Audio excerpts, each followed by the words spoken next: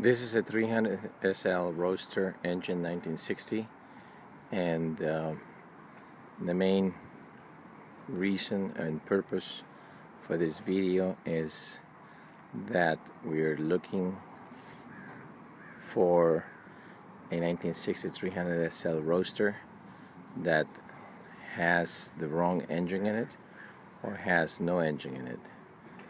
This engine belonged to a 1960 300sl Roadster and was out of it or removed from it at least 30 years ago.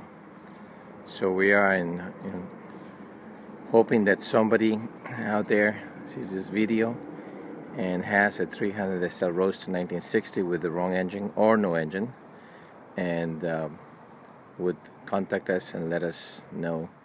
Hopefully this is the matching engine to that car, and this engine is not for sale, but we're hoping to be able to find the body and purchase the car so we can put the correct engine back to it.